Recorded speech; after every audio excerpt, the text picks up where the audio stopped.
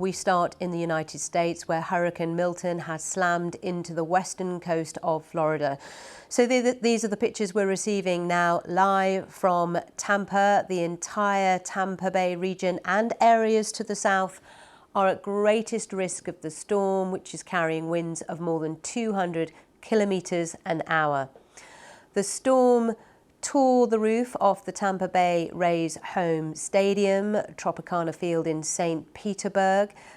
Pieces of non-retractable roof were flapping in the winds, and according to WFTS-TV in Tampa, there were no reported injuries at the site. The state governor, Ron DeSantis, said that the time for safe evacuation had passed. He warned people left behind against going outside until officials told them it is safe to do so. Bridges have been closed because of fears of a 4-meter-high storm surge. Before the hurricane made landfall, strong winds ripped up trees, damaged mobile homes and left hundreds of thousands without power. At least 10 tornadoes reported, and millions of people fled the area most at risk, but some have chosen to stay behind. This was the Florida governor just a short time ago. Stay inside and stay off the roads. Floodwaters and rushing storm surge are very dangerous. And I would say that's even more so in spite of everything the state did to help these local communities hit by Helene remove a lot of debris, and they did move a lot of debris over the last 72 hours. You're going to have new debris created, and you still have some of that old debris in some of those places. So there's going to be hazards in the storm surge and in the flood waters.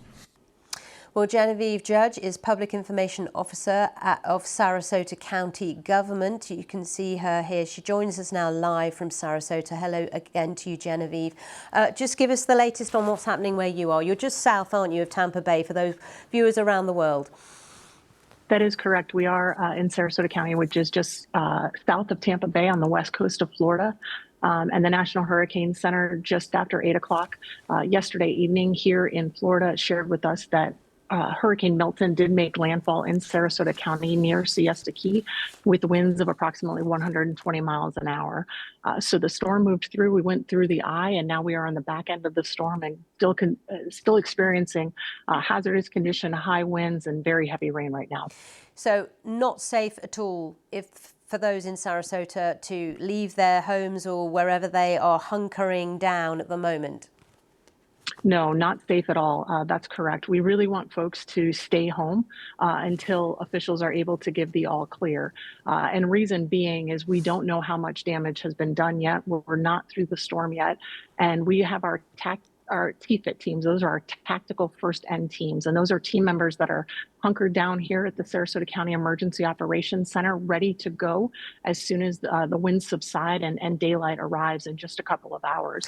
And so we want to encourage folks to stay sheltered in place until conditions are safe for them to go out, because they could be hurt if they go out right now, especially in the dark. But then once the daylight arrives, there could be flooded roads, down power lines, down trees, different buildings that may have had damage to them. We just don't know yet. And so it's of the utmost importance for folks to stay home just for the safety of themselves and their families. And Genevieve, I know it's very difficult for you to assess at this point, but are you getting a sense of the extent of the damage or not? We're really not, because we have been sheltered in place since the winds reached a level that they needed to pull first responders off the road. But we are expecting, once we get eyes out into the community, that we're going to see some very destructive and catastrophic damage. Floridians, this is our third hurricane since August. Especially on this coast. And so, we know as Floridians, we're tired, we're weary, but we're resilient. And we've got team members that are ready to hit the ground as soon as daylight comes. And we're here for our community, and we're going to work together to get back online as soon as possible. What is their first priority, your teams, when they can go out and assess what's going on? Absolutely. Their first priority, once they're able to get out, is to go to our most traveled areas, the most populated areas, to really get an idea of the damage, whether it be trees that are down, buildings that are damaged. We want to clear roadways so when it is safe to do so, folks are able to get back to their homes. We know folks are anxious. Right now, we have approximately 11,000 individuals that sought refuge in our evacuation centers, and we have about 1,700 pets as well. And we know that they're anxious to get home, but our TFIT teams, our tactical first entry teams, their first assignment is to get out and assess the damage in the most populated areas so we can decide if it's safe or not safe for folks to go back out to their homes. It's very challenging, isn't it, with no power, because of course for those who may be in distress or in great difficulty, they can't contact people. It is very hard. We've had connectivity connecting with you this morning, and just looking at our dashboard that's right here to my right, it's approximately 82% of our county right now is without power, and that's approximately 250,000 people. And so that's hard to be in right now, and it's going to be a hard couple of days, couple of weeks, and couple of months as we go into the recovery. But we're in this together. We have team members that are going to be affected. We know our community is going to be affected, but we'll get through this just one day at a time. Yeah, absolutely. And as you have described, there in Florida, you have been dealing with a very challenging hurricane season in 2024. There's been a lot said about the federal government's response in terms of funding and help, etc. What's been your experience of the help you've received to deal with this? We have an incredible partnership with FEMA, and they have been by our side through all of these storms. They have meetings with us morning, noon, and night, and the assistance that they've been able to provide to help our community get back on their feet has been incredible. They have been at a disaster resource center, both for Hurricane Debbie as well as Hurricane Helene, and we know that they'll be back up and running as soon as they are able to, right here for Hurricane Milton. Okay. Genevieve Judge, good to talk to you again, and we wish you all the best as you assess the challenge when you do able to go outside and see what's going on. Thank you for talking to us again on BBC News. Just to say that FEMA is the federal emergency agency that responds in these kind of crises. Brenda Griffiths lives in Sarasota as well. She's been living there for 8 years. She did not evacuate and described to me moments ago what it was like when Milton made landfall. We've had, I suppose, the last 4 or 5 hours of this, and the worst bits were the start of the eye of the hurricane coming in. Just describe what that was like, because it's quite an eerie moment, isn't it? It is. That as the front of the eye comes to you, there was terrible wind and rain, and we are in a very good building, thank the Lord, a hurricane-proof building, 150-mile-an-hour winds on the glass we've got, hurricane-proof glass. So we're in a very secure building. We're one of the few, we were lucky, along with a number of other people who stayed behind. And you're on the 7th floor as well, so you're high up. Yeah, and I watched the glass moving, which it's supposed to. But I watched it bowing, sort of coming back and forward, and the steel bits, and I could feel it rattling. And then we had about an hour of that, and then it went eerily quiet. And we went out on the balcony, and you couldn't see a leaf move. It was really spooky. And it was warm, but nothing, you wouldn't have known what we'd just gone through for a couple of hours. And then that stayed for about an hour, maybe an hour and a half, in the cone, inside the eye of the hurricane, but nothing moves. And then it started again, and we got the back end of it, and everything, power transformers were blowing out. It was like sparks going off around the place. And a lot of the area around us is without power at the moment. It's in darkness. Our generator kicked in. We've lost power 2-3 times tonight since the hurricane eye came in. I went out on the balcony a few moments ago before I came on air here, and there's the sound of generators everywhere in the condo buildings, which have kicked in because the main power supply is out. And if you look around towards downtown, there's no power at the moment. There's a lot of places that are in darkness here. And Brenda, I presume if you preparing for this, you've got essentials for a period of time? Because, of course, you know, once this hurricane has passed, it's then all about the aftermath, isn't it? Well, I filled up every pan, buckets. The bath is filled up with water because the water hasn't been cut off yet, but it could be. We got food supplies in, everything that you need, really. Made sure that we had enough of everything, and particularly water. We've got plenty of bottles of water too. You've explained why you chose to stay. Your building is robust and said to be hurricane-proof or whatever. What about those that you know who've had to go, who've had to evacuate?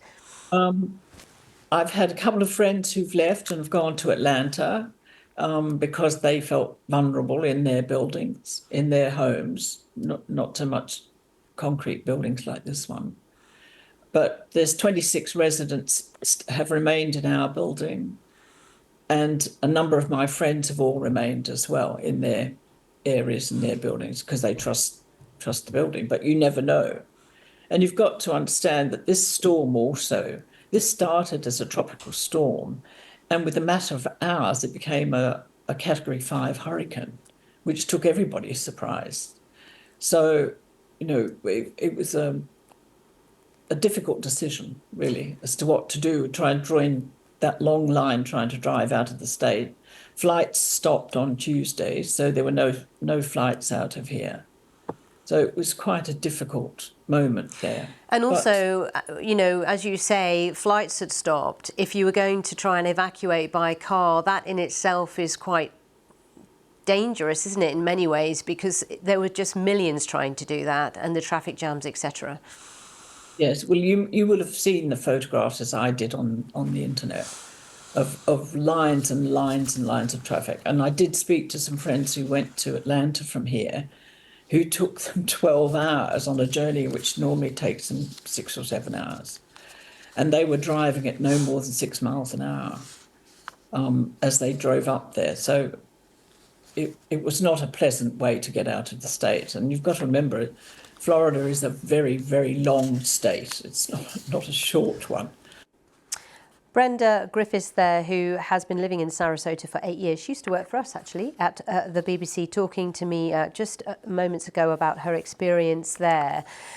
We can now join our correspondent, Tom Bateman, who is in Orlando. Hello to you, Tom. What's the latest where you are? Well, over the last hour or so, the brunt of this storm has been inflicting itself on this central part of Florida, around Orlando here. You get a sense of just how wet it is. We had a warning of flash flooding about an hour and a half ago that expected to reach its peak in the next hour or so. So it's extremely wet. The winds have died down a bit, actually, in the last hour or so. And as we were driving down here, driving south down the interstate highway, you know, the winds really began to pick up. The rain began lashing down. We had a very dark grey sky sort of hanging low in front of us. You could see how this thing was beginning to move in. But one of the biggest elements about this, and the biggest danger so far, appears to have been the tornadoes that were being spawned by the incoming hurricane during the day itself, and including on the Atlantic coast, on the other side of the state from where the hurricane moved in, with reports that we've been mentioning of a number of deaths there, and the local sheriff talking about recovery work at a leisure resort taking place, where he says that they've had fatalities. He spoke of 17 tornadoes in around 20 minutes, which gives you a sense of the scale of this thing.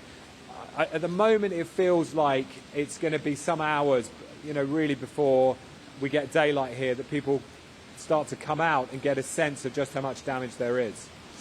So it's a waiting game at the moment. People are being told to stay indoors. It's too dangerous to go anywhere right now until it's fully passed through, and then it's an assessment of what needs to be done next.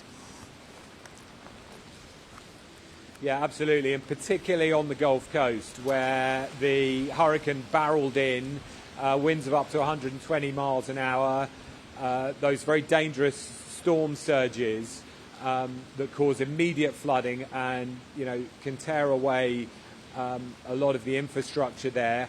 I mean, you were just hearing from your guest in Sarasota about things like exploding power transformers. We've heard lots of reports of that kind of thing.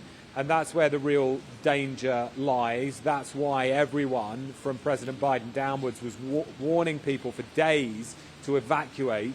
Otherwise, they were literally risking their lives, according to these officials. So a combination at the moment of, evacuees who have moved it to further north in the state. Some people come to places like this, away from the coast, because there is less risk, and everyone else basically hunkering down and waiting, as you say.